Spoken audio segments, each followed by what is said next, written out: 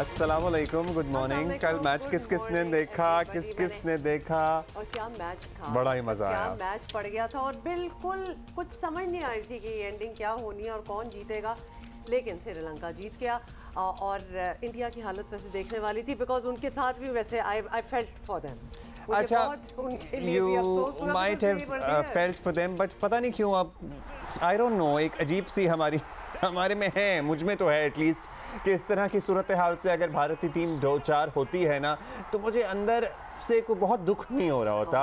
अब मैं ये कहना नहीं चाहता कि मुझे थोड़ी सी तसल्ली हो रही होती है, ठीक है, लेकिन मुझे कोई बहुत दुख नहीं हो रहा होता। So I am pretty much okay and I am to be honest a little happy about the fact कि इंडिया कल हार गया। मतलब कि ना कहते कहते सब कुछ ही उगल दिया है ना अब्दुल्ला आपने, तो सो है जो है वो है।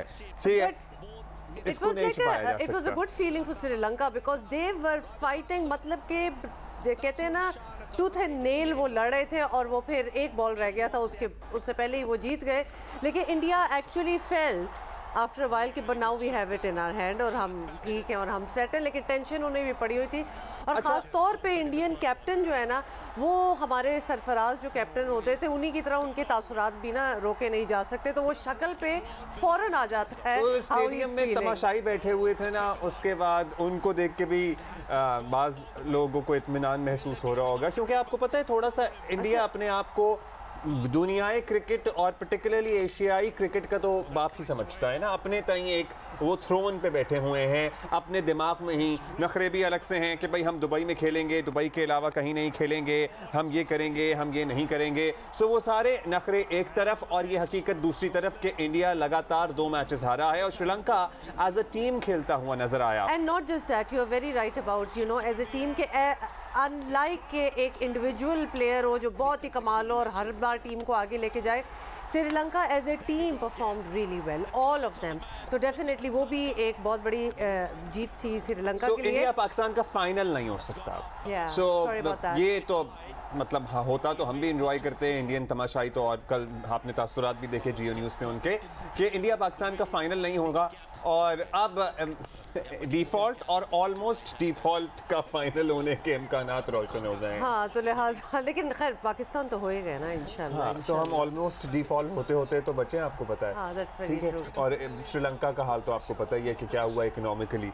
सो डोंट से दैट, कितनी बुरी बात है, सारी इकोनॉमी बीच में ले आए हो, इसलिए मैं कहती हूँ कभी भी ऐसी चीजें नहीं जोड़नी चाहिए।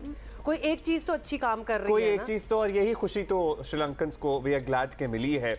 और हम भी, आपको पता है, let's be honest about it, कि हम डिफॉल्ट होते होते बचे, वरना हमारे हर रोज सियासतदानों के बयानात हैं। मुल्क की इकोनॉमी की बात करें for people who are not getting, ये नहीं, हम श्रीलंका से इसलिए कंपेयर कर रहे हैं, मेरा ख्याल है एवरीबॉडी इज गेटिंग, क्योंकि हमारे ऐसे सियासतदान हैं, हर रोज वो कंपेयर करते रहे हैं। हो रहा था फॉर अ वाइल, तो बिल्कुल ही ये लग रहा था और कहा भी यही जा रहा था कि हम उस डगर पे चल रहे हैं जो श्रीलंका का हाल है, लेकिन अल्हम्दुलिल्लाह भी अल्हम्दुलिल्लाह, और ऐसा लग रहा था कि बाद सियासतदानों की तो ख्वाहिश है कि हम उस डगर पे चल के पहुंच जाएं, लेकिन अल्लाह का शुक्र है कि वो पूरी नहीं हो सकी। हैविंग सेड दैट, अल्हम्दुलिल्लाह भी कर रहे हैं, लेकिन साथ ही आपको पता है कि सैलाब की क्या सिचुएशन है। बाय द वे, वो सैलाब जो है जो हमारे यहाँ आया हुआ है, वो कल अगर आप इंडिया की खबरें देखते हैं तो बेंगलोर जो इंडिया का एक बहुत बड़ा IT हब जिसको माना जाता है, मतलब डूबा हुआ है पानी में, वहाँ भी इतनी कोई बुरी कोई ऐसी कोई क्या वर्ड्स यूज कर रहे हैं, अर्बन फ्लड्स, और जो बारिश हुई है, क्लाउड बर्स्ट हुए हैं, मतलब सोशल मीडिया पे तो वीडियोस वगैरह थी,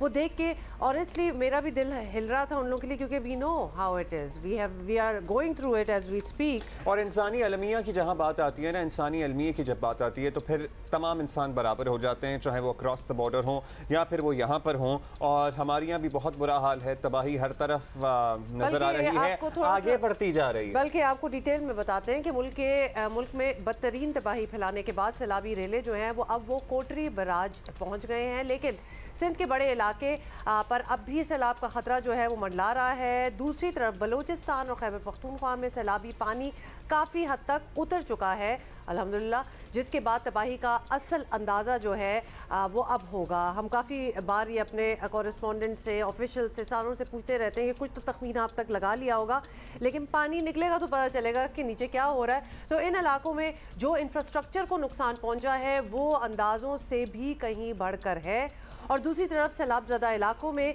मच्छरों की भरमार, वो तो हम आपको बता ही रहे हैं। कल किसी ने वीडियो लगाई हुई थी जो कि दूर से वो कह रहे थे ये जो आपको काला क्लाउड नज़र आ रहा है ना, ये कोई क्लाउड नहीं है, ये कोई बादल नहीं है, ये मच्छर है। तो मतलब इस तरह मच्छर जो हैं वो छाए हुए हैं, मतलब लेयर्स हैं। डायरिया, गैस्ट्रो, मलेरिया और डेंगू मच्छरों की वजह से वबाई सूरत इख्तियार कर चुका है। इवन शहरों में, आप कराची शहर में देख लें, आप हर तीसरे इंसान को फ़ोन उठाएं तो या तो वो खुद या उसका कोई जानने वाला अस्पताल में एडमिट है डेंगू वायरस की वजह से। मुतासरीन इस नई मुसीबत से शदीद परेशान हैं। सैलाब मुतासरीन के लिए खुराक का मसला भी संगीन होता नज़र आ रहा है।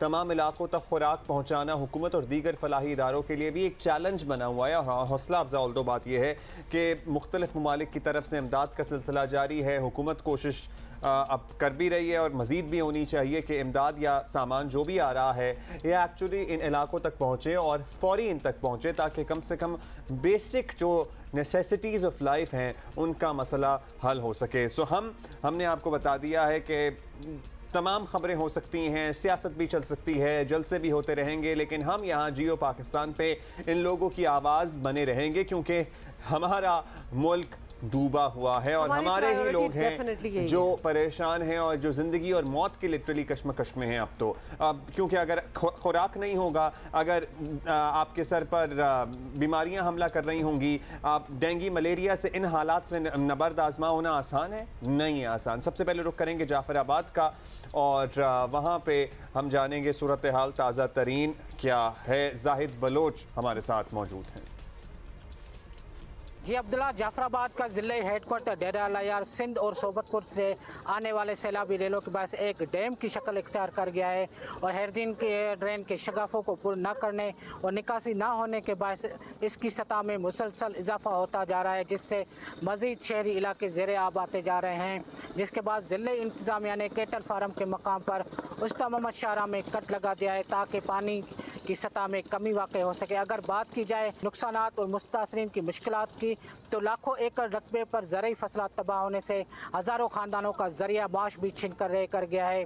मकानात गिरने से हज़ारों अफराद बेघर हो चुके हैं।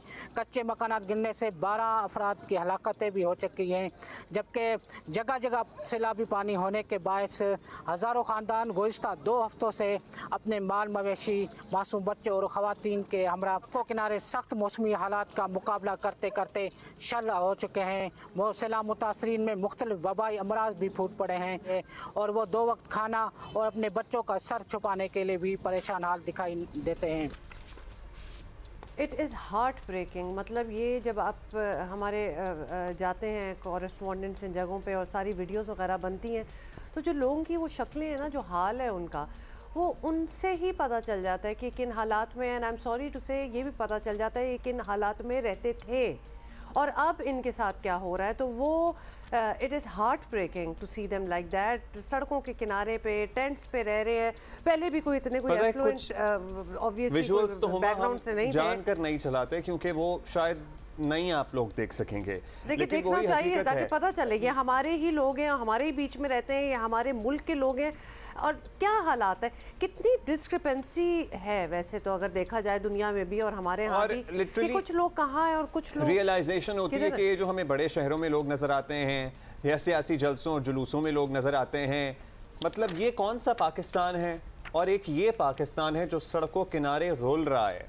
इस पाकिस्तान को आप ज़्यादातर मीडिया पे या टीवी पे नहीं देखते होंगे, लेकिन असल पाकिस्तान यही है और यही ज़्यादा आबादी है पाकिस्तान की। अच्छा जी, एक और जगह से और इनके बारे में भी किसी को सोचना होगा। बदीन से जी एजाज रही हमें रिपोर्ट कर रहे हैं। Over to you Ejaz.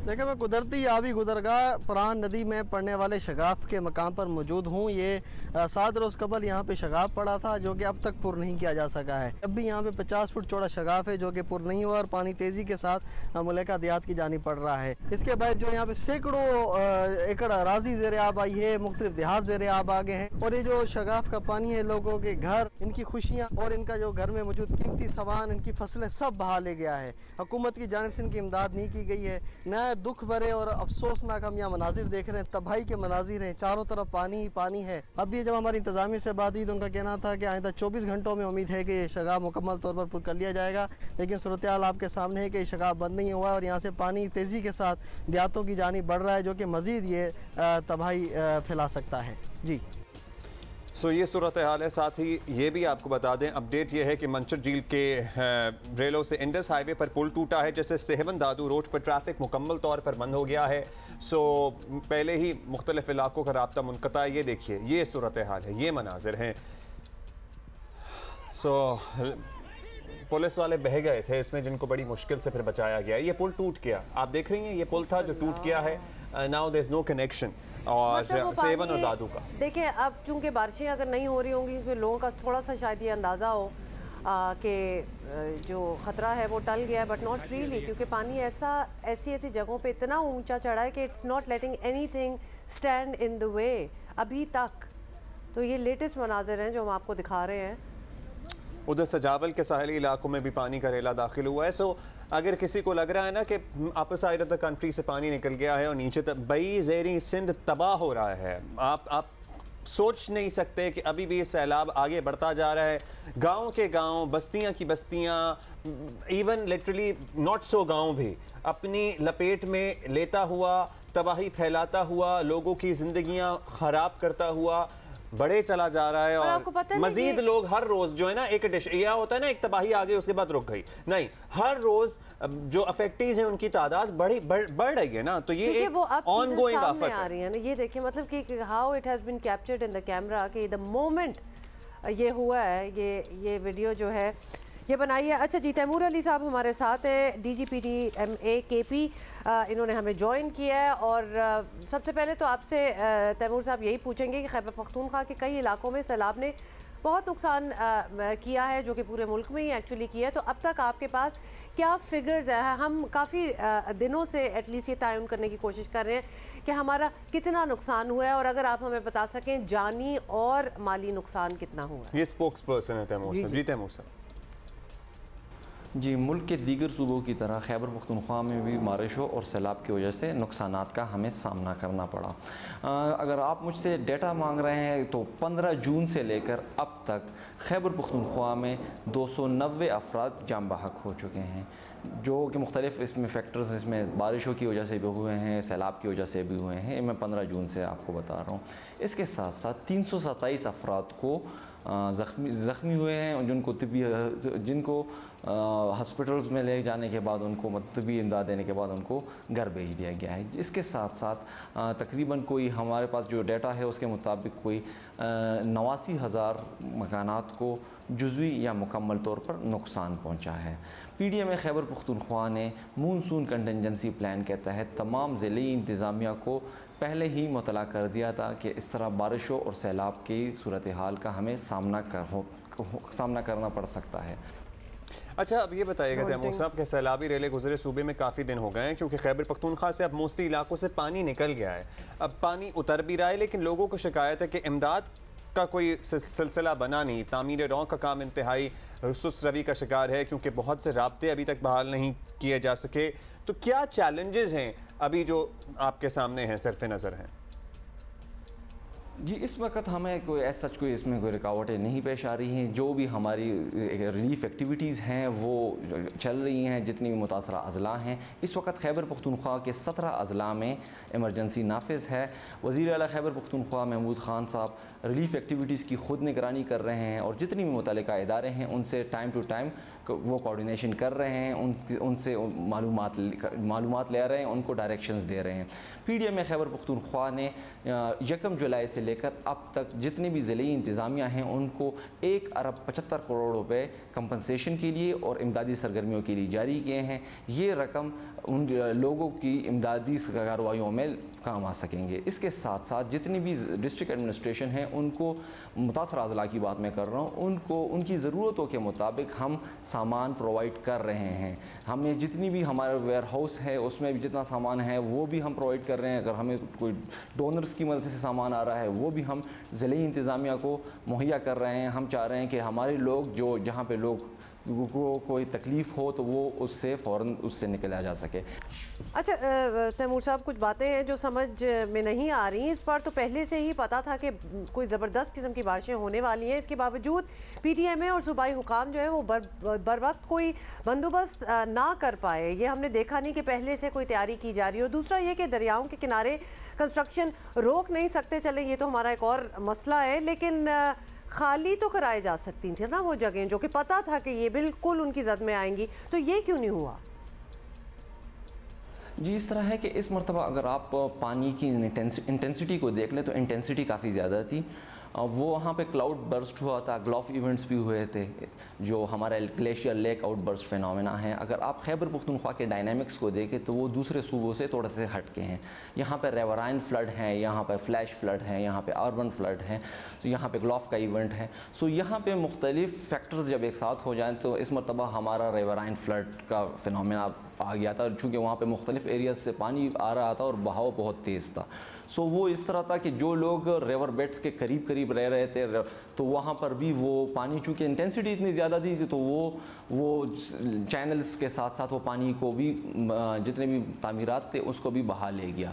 सो ये एक फैक्टर था। इसके साथ साथ जो आपने तजावज़ात की बात की तो एंटी इंक्रोचमेंट ड्राइव मूनसून शुरू होने से पहले ही provincial disaster management authority Khyber Pakhtunkhwa ने मुतल्लिका ज़िले इंतज़ामिया को और इसके साथ साथ जितने भी दूसरे इदारे हैं उनको भी हमने बता दिया था कि जो भी इंक्रोचमेंट्स हुई हैं उसके ख़िलाफ़ उनका सदोबाब किया जाए। तो वज़ीर आला खैबर पख्तूनख्वा ने भी इसके हवाले से प्रोविंशियल गवर्नमेंट को भी डायरेक्शन जारी की थी। प्रोविंशियल गवर्नमेंट ने इसके बाद एक्शन भी लिया था, काफ़ी जगहों पर इंक्रोचमेंट्स ख़त्म की गई थी। लेकिन चूँकि इस मरतबा पानी का फ़्लो इंटेंसिटी इतनी ज़्यादा थी तो वो जो मतलब सपोज़ करीब करीब एरियाज़ भी हैं जो कि रिवर लाइन्स में नहीं भी आ रहे थे तो उसके साथ थे तो उनको भी साथ ले गया था। पानी की इंटेंसिटी के सामने तो कुछ नहीं रुक पाता। और इसी तरह अगर इंक्रोचमेंट्स होंगी, तैमूर साहब शुक्रिया आपका, तो फिर पानी तो किसी का दोस्त होता नहीं है। पानी को कसूरवार ना ठहराइए, अपने आप को कसूरवार ठहराइए और उनको ठहराइए जिन्होंने ये तामीरात यहाँ होने की इजाज़त दी है। अच्छा, ये सिलसिला बहुत पुराना है, ये इसमें कहना कि कोई रीसेंट काम है वी नो, मतलब ये हमारे बड़े बूढ़े भी जब सबात और एटलीस्ट इन जगहों पे जाते थे तो वो हमेशा कंस्ट्रक्शंस पानी के ऊपर ही होती थी। तो ये दूसरी बात है कि ऑफ कोर्स अब तक जब इतनी नॉलेज दुनिया में आ चुकी है, ये भी पता चल गया है कि ये क्लाइमेट चेंज की वजह से क्या क्या ख़तरात हैं। अभी तक उन चीज़ों को NOCs देना, येस दैट इज़, मैं कहती हूँ एक क्रिमिनल ऑफेंस है, लेकिन हो तो ये बहुत अरसे से रहा था। मतलब डू यू एवर रिमेंबर कि पानी के लिटरली आप अपने होटल या जिस कमरे में भी बैठे हुए कि रेस्टोरेंट है, मैं सवात की बात कर रही हूँ, वहाँ बैठ के आप पैर नीचे पानी में डाल सकते थे, इस तरह ये पानी के ऊपर था। और यस अगेन यही बात है कि आज तक मतलब अभी जी रिसेंट एक बहुत बड़ा होटल जो गिरा है वो तो उसको तो NOCs बड़े रिसेंटली मिले थे, तो ये क्या Didn't you know what was happening? अच्छा जी, ये सवाल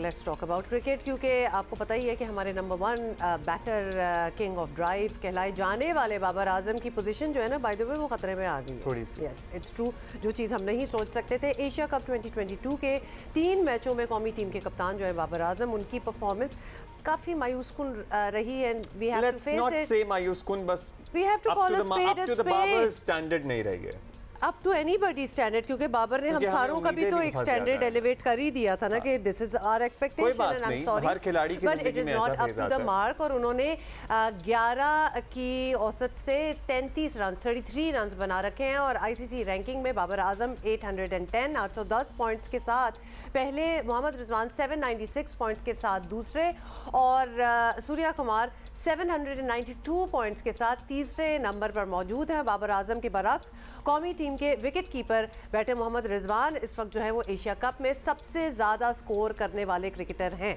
और उन्होंने 96 की औसत से 192 रन बना रखे हैं।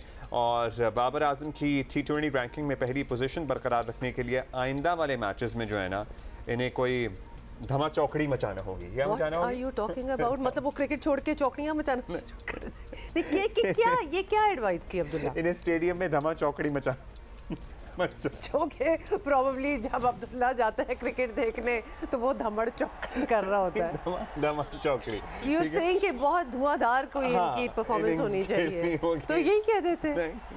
You have to make everything nice. धमा चौकड़ी मचा रहे होंगे बाबर से। मेरे जैसे लोग समझेंगे कि बाबर ने कोई नया प्रोफेशन ले लिया। वो क्रिकेट नहीं खेल रहे, कोई और कर रहे हैं। अच्छा जी, वरना मोहम्मद रिजवान या सूर्या कुमार जो है, इनका ये एजाज़ या इनका ये स्लॉट अपने नाम कर सकते हैं। सो ही बेटर बी गुड।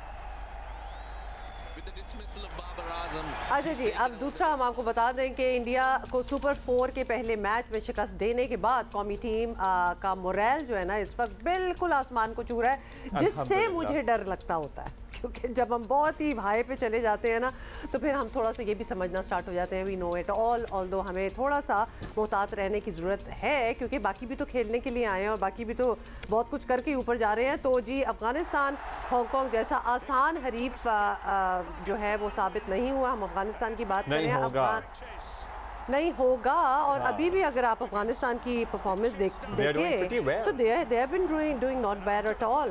तो जी अफगान क्रिकेटर जो है वो क्रिकेट लीग और आईसीसी रैंकिंग में नुमायां नज़र आ रहे हैं आजकल, और इस वक्त दुनिया का सबसे अच्छा स्पिन अटैक भी बिलाशुबा अफगानिस्तान का ही कर लो बात। हाँ जी, श्रीलंका की टीम ने आपको बता दें कि जिस तरह अफगानिस्तान के स्पिनर्स से रन्स बटोरे, पाकिस्तानी बैटर्स अगर थोड़ी समझदारी और जिम्मेदारी से बैटिंग करें तो वो भी अफगानी स्पिनर्स के खिलाफ शानदार कारकर्दगी दिखाने में कामयाब हो सकते हैं। मोहम्मद रिजवान भी की इंजरी की बातें आपको पता हो रही थी, तमाम हेड कोच सकलैन मुश्ताक का कहना है कि वो फिट हैं अल्हम्दुलिल्लाह और आज का मैच खेलेंगे। So today it's Afghanistan versus Pakistan, और पाकिस्तान का ये मैच जीतना बहुत ज़रूरी है। Senior sports journalist Usman Samiuddin हमारे साथ मौजूद हैं, उनसे बात करते हैं। बताइएगा प्लीज़, अब एशिया कप में इंडिया को हराने के बाद पाकिस्तान टीम का कॉन्फिडेंस तो ज़ाहिर है बेहतर हुआ है और we can see that on the field is well, लेकिन इस बार अफगानिस्तान का सामना है हमें, और पिछले एक साल में हम देख रहे हैं कि अफगानिस्तान की टीम T20 में बड़ा ख़तरनाक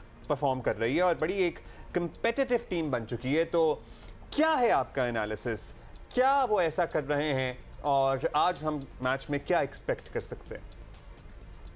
बैटिंग उनकी इंप्रूव हुई है। आई थिंक उनके पास अब ऐसे 3 बैटर हैं, आप ऊपर से ले लें, हजरतुल्लाह ज़ज़ाई हो गए, नजीबुल्लाह ज़दरान हो गए, और जो दूसरे ओपनर है रहमतुल्लाह गुरबाज, इन तीनों ने जो मेजॉरिटी ऑफ रन्स हैं अफगानिस्तान के इन्होंने बनाए हैं।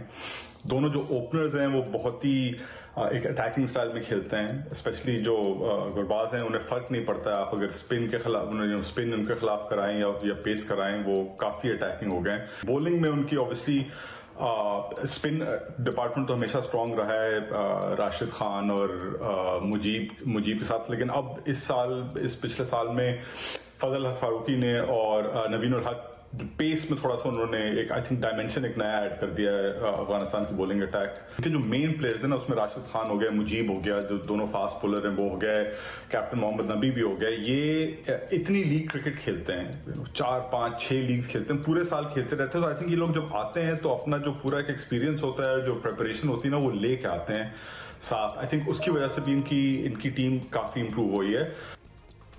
उस्मान, ये भी है कि पाकिस्तान के सामने ये चीज़ भी है कि अगर हम रिसेंटली देखें जो मैच हम खेलते आ रहे हैं, स्पिन बॉलिंग के ऐसे अटैक से अभी तक सामना नहीं हुआ। तो आपको लगता है कि अफगानिस्तान के स्पिनर जो है वो पाकिस्तानी बैटर्स के लिए मसला बन सकते हैं?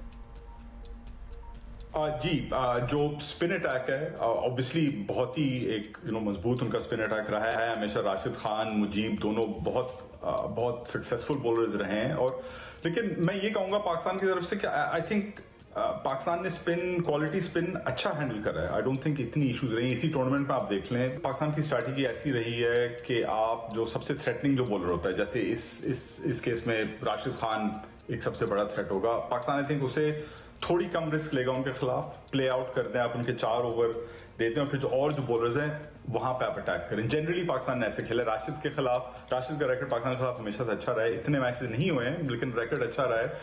आई थिंक अब ये एक स्ट्रैटेजी पूरी दुनिया में नजर आ रही है, आईपीएल में भी हुआ था और लीग्स में भी हुआ कि राशिद खान के आप उन्हें विकेट ना दें, बस आप रन्स, ये उनका ट्रेड ऑफ होता है कि आप रन्स इतने ज्यादा नहीं स्कोर करेंगे उनके खिलाफ, लेकिन आप विकेट ना दें। तो उनकी इकोनॉमी अभी तक बहुत ही आउटस्टैंडिंग इकोनॉमी रेट रहती है, लेकिन विकेट्स पिछले एक साल में थोड़ी सी उनकी कम हुई है। तो आई थिंक ये एक ग्लोबल स्ट्रैटेजी रही है साइड्स की राशिद खान के खिलाफ कि आप अगर उन्हें खेल लें तो फिर और जो अटैक है उस पर आप थोड़ी सी चांस ज्यादा ले सकते हैं। अच्छा उस्मान, ये मैच शारजा में हो रहा है और शारजा की पिच इस दफा कुछ अलग सी नजर आ रही है। टॉस जीतने वाले को पहले बैटिंग करनी चाहिए या फील्डिंग करनी चाहिए?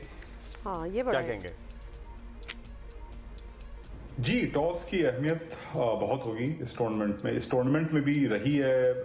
वैसे भी आई थिंक यूएई में काफ़ी इंपॉर्टेंट रहता है टॉस जीतना। आप टॉस जीत के जनरली जो यहाँ टीम्स हैं वो पसंद करती हैं कि वो चेस करें टारगेट। ये यूएई में भी ऐसा रहा है, T20s में भी कुछ हद तक ये ट्रेंड रहा है। हालांकि वो आई थिंक अलग अलग मुल्कों में अलग ग्राउंड पे शायद थोड़ा सा फर्क आया उसमें, मगर आई थिंक इस सिचुएशन में भी पाकिस्तान की जिस तरह से टीम बनी हुई है, T20 की टीम जो पाकिस्तान की है, जो बैटिंग ऑर्डर स्पेशली जो पाकिस्तान का है, बाबर और रिजवान ऊपर से शुरू करते हैं, फिर फखर आते हैं। आई थिंक वो प्रेफर करता है वैसे भी चेस करना।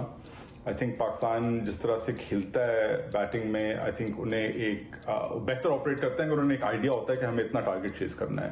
पाकिस्तान जब पहले बैटिंग करता है तो बाबर और रिजवान स्पेशली उनकी जो ओपनिंग होती है, उन्हें आइडिया नहीं होता है कि किस तरह से क्या टारगेट बेस्ट हो।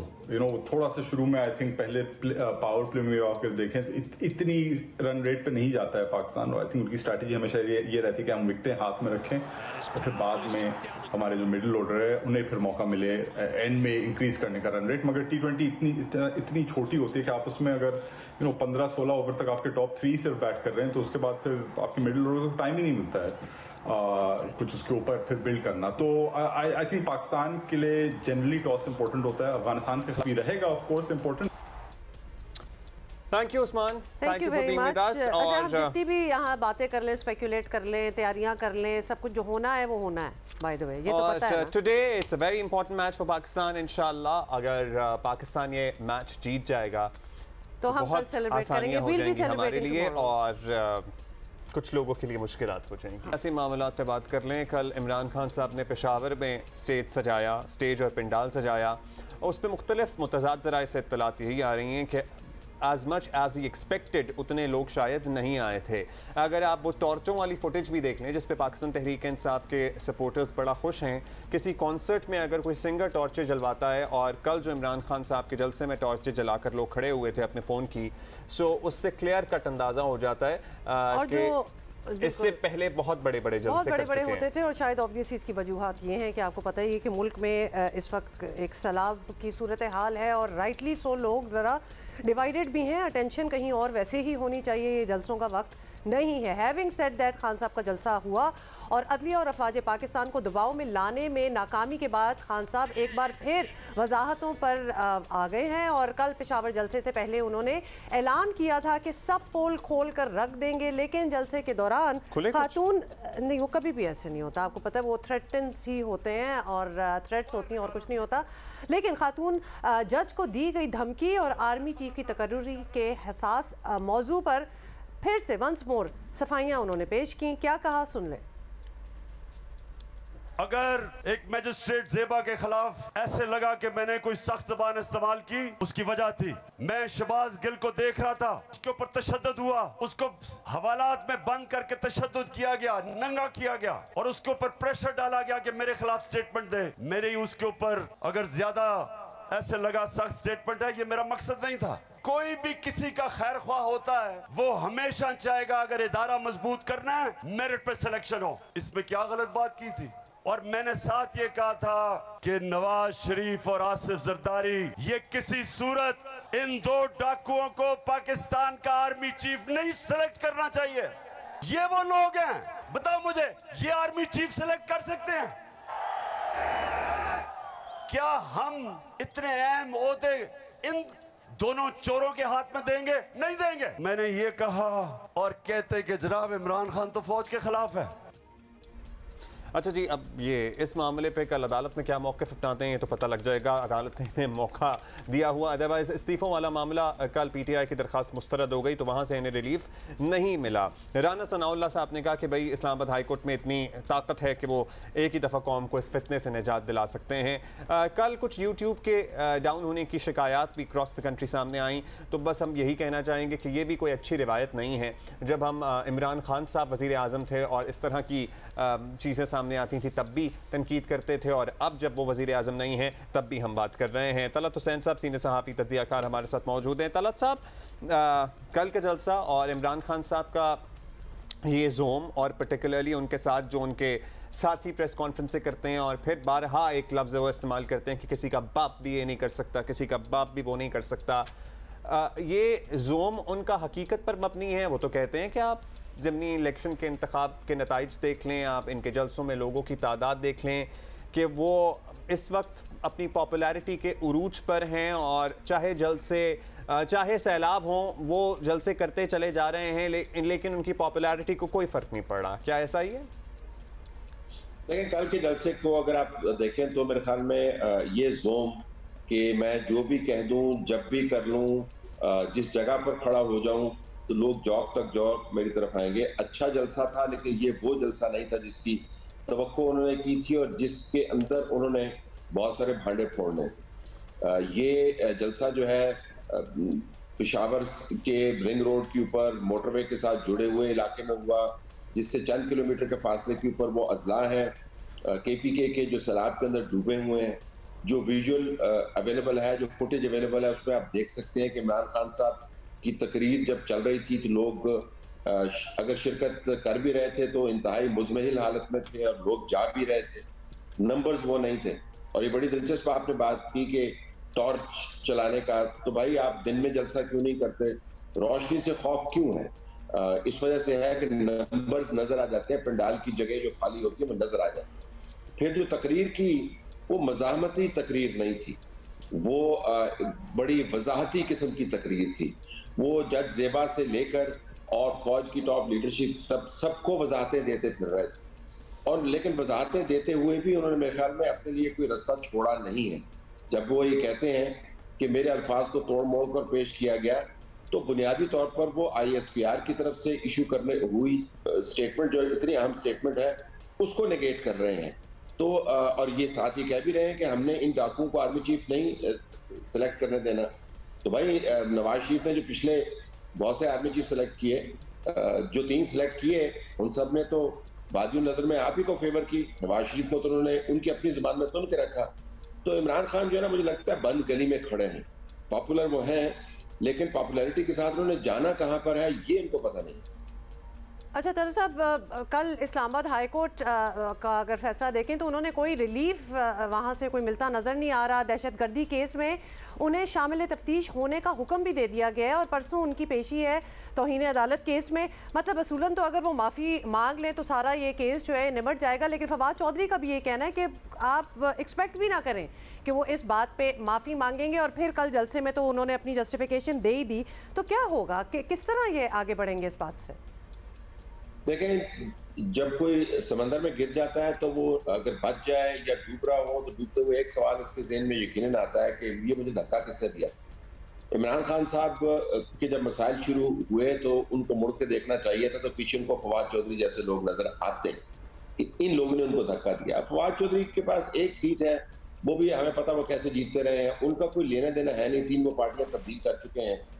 उनके बयानात से अगर इमरान खान शह लेते हैं तो मेरे ख्याल में ये शर्मिंदगी की बात भी है और परेशानी की बात भी है। फवाद चौधरी तो कभी भी अपनी लॉयल्टी जो है तब्दील कर लेंगे। इमरान खान के पीछे जो इतने लोग लगे हुए उनका क्या होगा?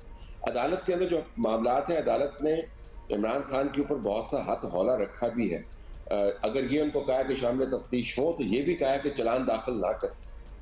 और जो तौहीन अदालत का मामला है उसके अंदर भी दोबारा से उनको जवाब दाखिल करने की जो सहूलत मुहैया की गई है, हुमा इससे पहले किसी को नहीं मुहैया की गई। बुनियादी बात सिंपल तरीके से अगर आप बयान करें वो ये है कि आपने जो बयान दिया तौहीन अदालत के मुर्तकिब हुए बादियों नजर में, तभी ये बेंच बना। आपका जवाब जो है वो दुरुस्त नहीं है तो आपके ऊपर तौहीन अदालत लागू होती है। आपको दोबारा जवाब दाखिल करने की सहूलत जो है अदालत की तरफ से बहुत ही हैरान कुन बात है। तो सहूलत भी उनको मिल रही है, लेकिन मैं दोबारा कहूंगा कि वो हर सहूलत से, हर मौके से फायदा नहीं उठाते हैं। वो अपने गिर्द खुद ही घेरा तंग करते हुए नजर आते हैं। अब पावर पॉलिटिक्स के अंदर फंसे हुए हैं। उनके जो इत्तेहादी हैं परवेज इलाही साहब, उनकी आपने टोन देखी है कितनी तब्दील हुई है। कल से वो वजाहतें देते फिर रहे हैं और जनरल कमर जावेद बाजवा की तारीफें कर रहे हैं कि वो इस्लाम के बहुत बड़े लीडर है, इस्लाम की वो खिदमत करते हैं। क्यों? क्योंकि कल 6 सितंबर था और उन्होंने कल फौज के बारे में बयान जारी करने के बजाय फिजाइया के बारे में बयान जारी कर दिया और फौज को मुकम्मल तौर पर इग्नोर कर दिया। हालांकि फिजाइया तो आज है। तो चौधरी परवेज इलाही का भी थोड़ा सा सॉफ्टवेयर अपडेट हुआ है। तो इमरान खान अपने इत्तेहादियों को, अपनी पार्टी को तो ये कैसे चल पाएगा? दूसरा फवाद ये चौधरी साहब का ट्वीट भी हमने देखा था जिसमें वो तकरीब ना होने पर बड़ा ही तंजिया जुमला उन्होंने बोला और बहुत ही मायूब बात उन्होंने की थी कि जी किसको कोहसार थाना इतने जवानों को किसको कह रहे थे वो भी आपने पता ही है। लेकिन चौधरी परवेज़ इलाही साहब की टोन बिल्कुल ही, उन्होंने तो ये कहा जो फौज के खिलाफ बात करेगा वो मुल्क दुश्मन दीन दुश्मनी करेगा। तो ये कितना साथ चल पाएंगे, क्योंकि चौधरियों की सियासत का सरचश्मा क्या है ये भी किसी से ढकी छुपी बात नहीं है। तो how would this work now?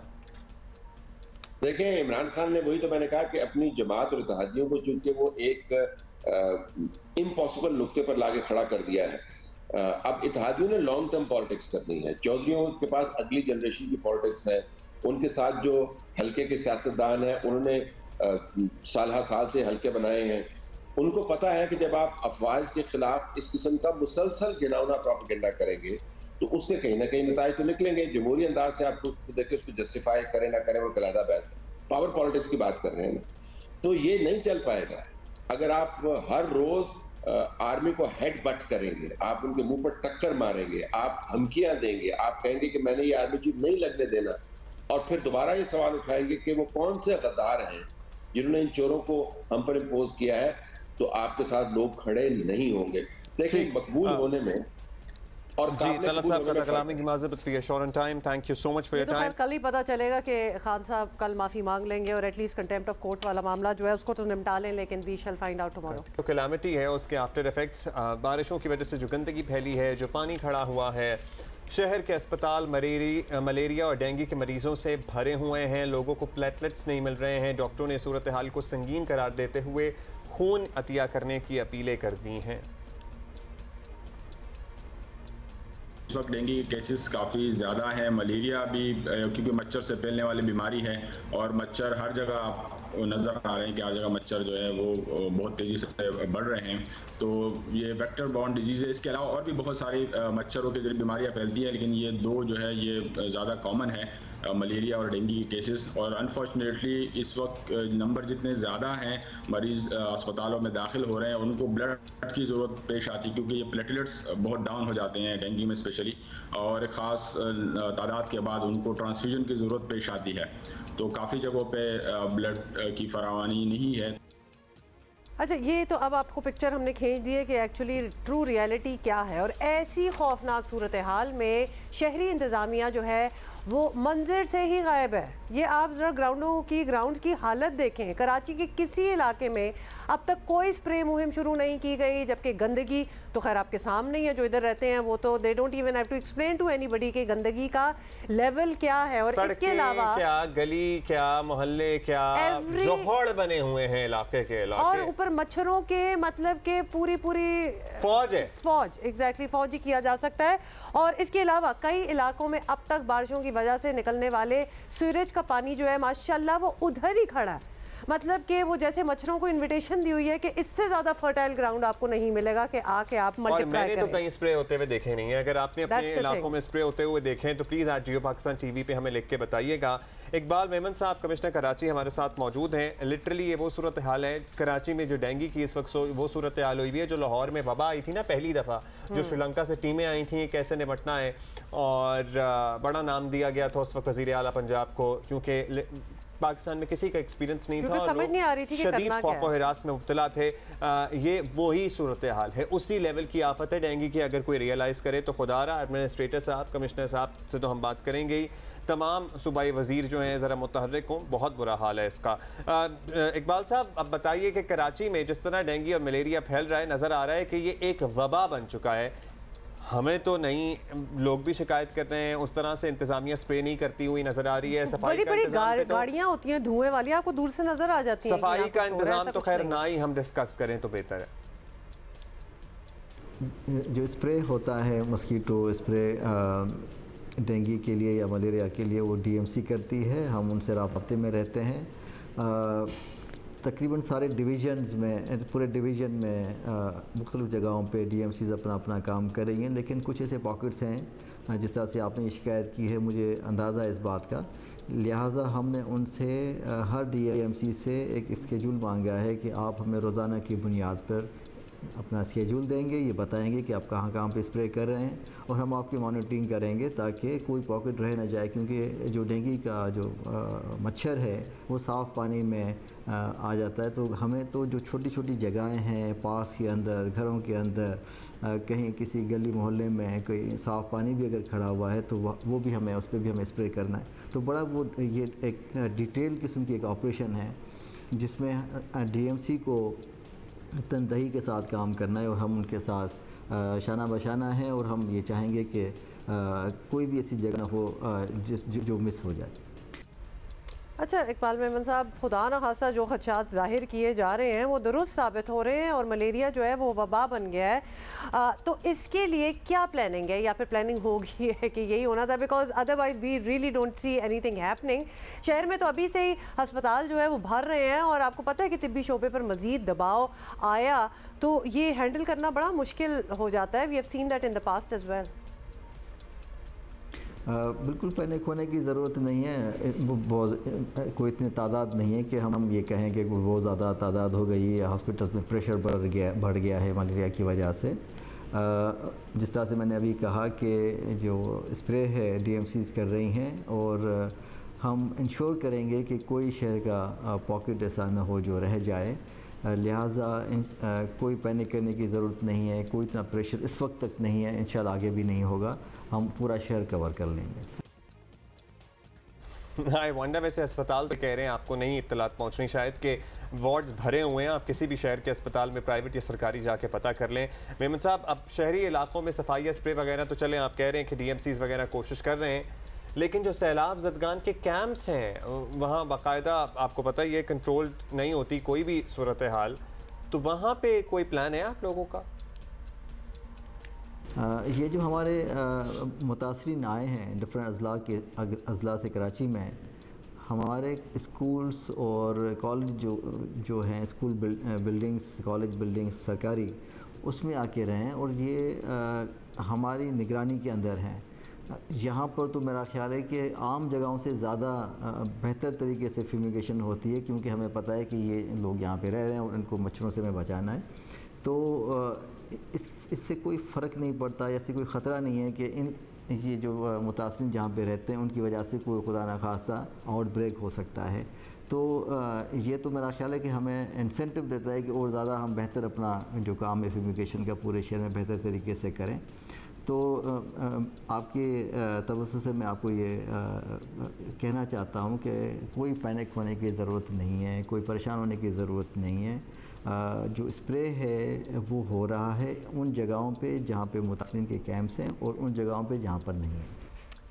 Iqbal Memon साहब, बहुत बहुत शुक्रिया हमसे बात करने का। चलें ठीक है, आप कह रहे हैं तो पैनिक नहीं होते, लेकिन परेशानी तो होगी ना, मतलब इस तरह तो हम कि जी सब कुछ ठीक है थैंक यू आगे चलो, तो ऐसे तो नहीं बैठ सकते, क्योंकि हमें नज़र आ रहा है जो चीज़ आपके सामने हो उसको कैसे नज़रअंदाज किया जाए। अभी सर अगर आप परेशान नहीं हुए या हम परेशान नहीं हुए और हमने ये परेशानी ना आप तक पहुँचाई लोगों की, तो बाद में फिर इतनी परेशानी का खुदा न खास्ता सामना करना पड़ेगा कि आपके हाथ पैर फूल जाएंगे, फिर वो पैनिक बनेगी। डीएमसी मतलब से हम गुजारिश करेंगे, एडमिनिस्ट्रेटर मुर्तज़ा वहाब साहब आपसे दरखास्त करेंगे हाथ जोड़कर ज़रा स्प्रेज करा दीजिए।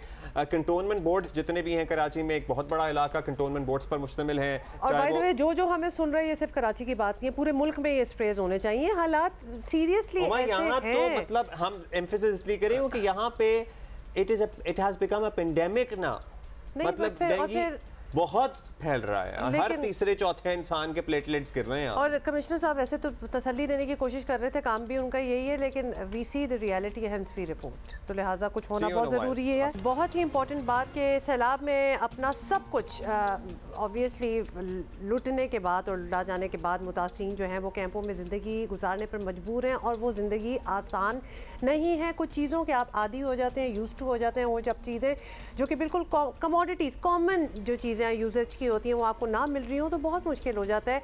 और उन्हें जहाँ खाने पीने और सेहत के मसाइल का सामना है, वहीं ख़वातीन की सेहत से जुड़े ख़ास इश्यूज़ भी उनके लिए मसला बन रहे हैं। ख़वातीन के लिए टॉयलेट्स वगैरह तो लैट्रीन तो है ही नहीं, उनकी सहूलत ना होने के बराबर है, और हुकूमत जो है वो हार्ड बोर्ड के आर्जी लैट्रीन्स जो है वो बना कर दे सकती है, मगर कोई इस पर नहीं सोचा। ऑल्दो काफ़ी बार हमने ये आइडियाज़ प्रपोज किए। ख़वातीन को मखसूस दिनों में सफाई सुथराई के लिए भी सख्त मुश्किलात का सामना करना पड़ रहा है। मुख्तलिफ अमराज भी फैल रहे हैं जिससे ख़वातीन भी मुतासर हो रही हैं। ख़ास तौर पर हामला ख़वातीन के लिए यहाँ वक्त गुजारना किसी इम्तहान से कम नहीं है। और ऐसे में पीरियड जस्टिस नामी NGO सैलाब से मुतासरा इलाकों में ख़वातीन को सैनिटरी पैड्स फराहम कर रही है ताकि ख़वातीन अपने मखसूस दिनों में ऐसे तरीके इस्तेमाल ना करें जिससे उनकी सेहत का कोई ख़तरा जो है वो हो या फिर परमानेंटली वो कहीं डैमेज ना हो जाए। 2 लड़कियां ख़ास तौर पे इस पे काम कर रही हैं। They are running this project. ज़बरदस्त बात है। अनम खालिद ने हमें ज्वाइन किया है अभी फ्रॉम मुल्तान और Bushra Mahnoor is joining us from Lahore. Thank you so much for joining us. सबसे पहले तो अनम मैं आप ही से पूछूंगी कि ये आइडिया सोचा तो बहुत लोगों ने है, क्योंकि जब हम एसेंशियल्स की बात करते हैं कि क्या क्या लोगों को चीज़ों की ज़रूरत है, ख़वातीन को किस चीज़ की ज़रूरत है, तो हमारे दिमाग में भी ये आ जाता है। लेकिन आप लोग तो मिल के आपने तो एक प्रोजेक्ट ही स्टार्ट कर दिया and you are doing something about it. किस तरह ये हुआ अनम? अच्छा, पहले तो आई एम वेरी थैंकफुल कि आपने हमें इनवाइट किया माहवारी जस्टिस टीम को। एंड सेकेंडली ये कि एक आइडिया कैसे जनरेट होता है कि हमारी एक फ्रेंड हमें लेस्बिला से कॉल करती है और वो कॉल करके हमें ये बताती है कि बलूचिस्तान में सैलाब आ गए और हमारे यहाँ पर कुछ we are under the waters और यहाँ पर कुछ भी बचा नहीं है अब सर्वाइव करने के लिए। तो ऐसे में वो कॉल करके फ़ोन बंद कर देती है रेडिली और मैं थोड़ा परेशान रहती हूँ और थोड़ा स्ट्रेस में रहती हूँ कि मतलब हुआ क्या है ऐसा, कि मतलब हम लोग बेहतर से बेहतर क्या करते हैं। तो मुझे 2010 का सैलाब याद आता है कि उसमें जो था कि ख़वातीन को या बच्चों को या तमाम लोगों को सब कुछ प्रोवाइड कर दिया गया था इवेंचुअली रिहैबिलिटेशन के प्रोसेस में या रिवाइवल के प्रोसेस में। तो उनमें ये उसमें जो शेल्टर भी था, फूड भी था और खाना भी था, तो और पानी भी था साफ। लेकिन एक चीज़ की जो कमी थी ना वो थी ख़वातीन की हाइजीन और बच्चों की भी हाइजीन। उस हाइजीन में ये चीज़ हुआ कि ख़वातीन में बहुत ज़्यादा UTIs फैलना स्टार्ट हो गए थे और मुल्तान के हॉस्पिटल में कई मुतादिद ख़वातीन जो थी उनको वो एडमिट की गई थी। उसके दौरान ये हुआ था कि जब इस पे डिस्कशन की गई, इसको रिसर्च किया गया था, तो उसमें बताया गया कि ये ख़वातीन गंदे कपड़े पहनती रही हैं और इनके पास जो थी पीरियड्स प्रोडक्ट टाइम पर नहीं थे मौजूद, तो इस वजह से इनके अंदर UTI ज़्यादा हो गए और वो इतनी इंटेंसिटी के थे कि मतलब वो ख़वातीन बहुत ज़्यादा तकलीफ में नज़र आ रही। तो यूरिनरी ट्रैक इन्फेक्शन की हम बात कर रहे हैं। बड़ा आपने अच्छा पॉइंट उठाया है, क्योंकि यहाँ तो कपड़े साफ पानी मैसर नहीं है पीने के लिए, लेट अलोन के धोने के लिए कोई पानी मैसर हो कपड़ा धोने के लिए।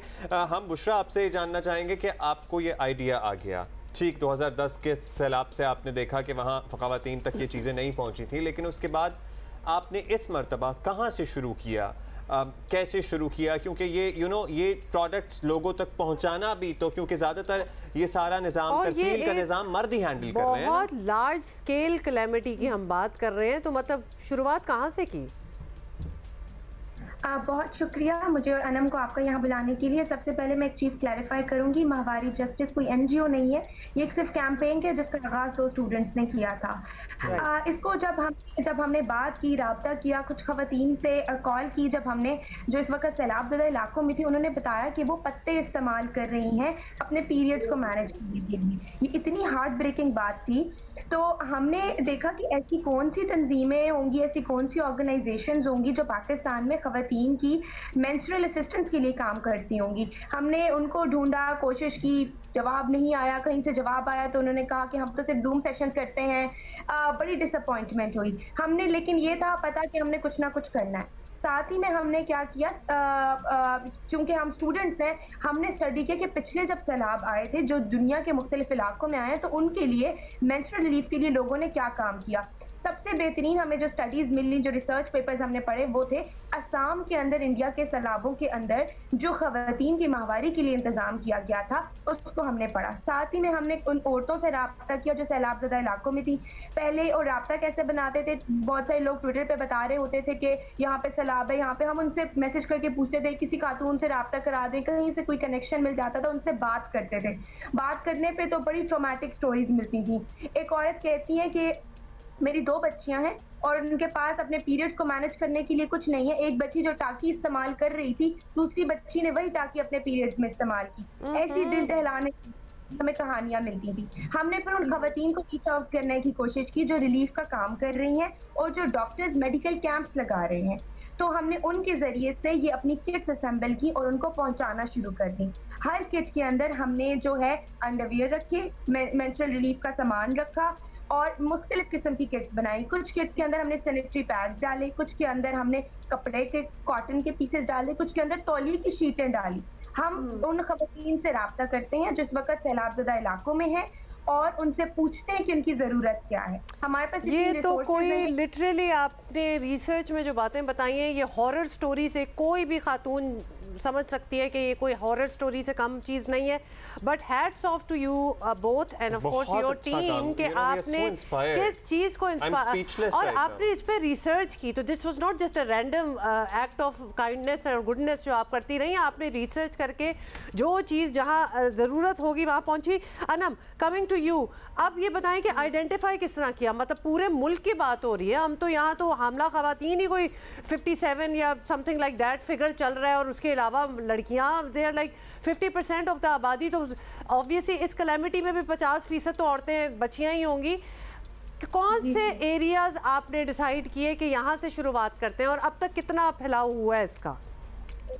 सबसे पहले तो मैं और बुशरा जो थी, हम लोग लाहौर, पहले तो हमने लिस्बिला जैसी हमारी फ्रेंड के वो एक स्टोरी की वजह से हम लोग जब कनेक्ट हुए, सिर्फ बुशरा ने ही मुझे रिप्लाई किया था उसमें। तो और ये तहरीक का जो 3000 पैड्स भेजने का जो पहला अमल था वो बहुत डिफ़िकल्ट था और हमें नहीं पता था कि हमने किस तरह मैनेज करना है।